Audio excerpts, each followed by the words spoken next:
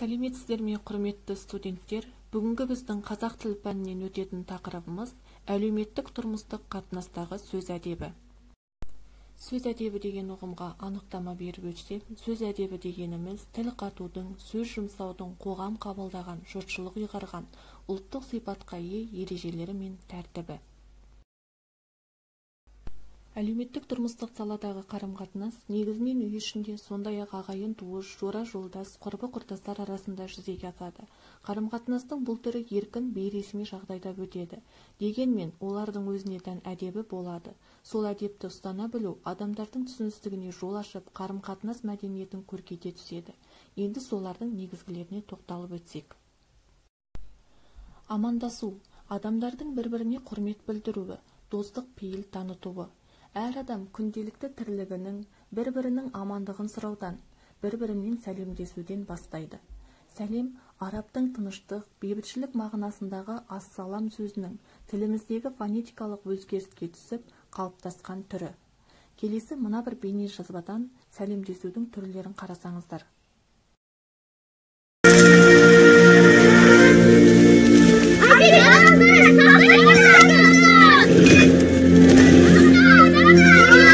Қалайсыңдар?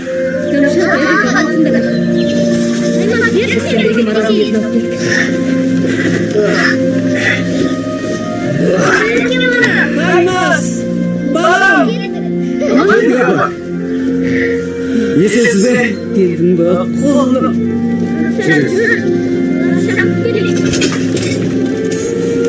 Ассалаумалейкум. Уағалейкумассалам. Есесіз бе? Шүкір балам. Қалай? Қанжығалар майдан ба? Иә? Бір марал? Бәрекелді. Сөз этикетінің өз алдына дербес бір саласы қоштасу. Оны дербес сала дейтініміз, оның өзіндік мақсаты, арнайы жұмсалатын тілдік таңбалары қолданылатын тұрақты орны бар. Қоштасудың да түрлері өте көп. Мәселен, сау болыңыз, хош, көріскенше күн жақсы, хош болыңыз, тағы басқа. Бұларды балаларға тиісті жерінде лайығымен қолдануға үйрету әдептілік әліппесі болып табылады. Şimdi arabalar böyle şeyleri çıkarsalar niyetine rahmet nazar. Ağlam.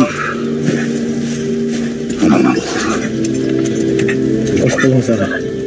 Zerrege'de Karanası Sümek şakarızda. Şaul Cenk, Mehmet Künde Şaul Gajası. Aytkan gelsin bana. Kızım özüm değil. Adaptı. Oğlum seni değil. Ben de sebep yapılarım. Şunlasın. Жолықтан да жолдарың болсын. Иә, қарауласып, қал жағдай білсіз бай. Жақсы. Аллаға аманат. Бата беру. Халқымыздың ерте заманның келе жатқан салт дәстүрлерінің бірі бата беру. Бата негізінен екіге бөлінеді. Бірі оң бата, екіншісі теріс бата. Әдетте оң бата жолың болсын, ісің сәтті болсын деген жақсы тілекті білдіреді. Оң бата берерде адам екі қолын алақанын алға қарай жайып тұрып, ақ тілегін, адал ниетін айтып, қос қолымен бетін сипайды. Батаның екінші түрі теріс бата.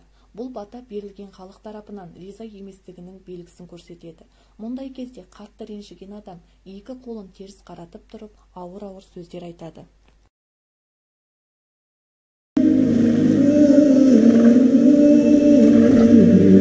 Бердім батамды. Серененде бәріміздің болашағымызды ертеңгі шәкірші. Ендеше қалмайдағы бірге аттанайық. Жақсы бол. Баласыз қалған жетінде мен кешсіздік соған бердік. Құдай алдында ауызықты ойланып келем. Бүгін көзім жетті. Бұғының беріп, бұған алаған қатты.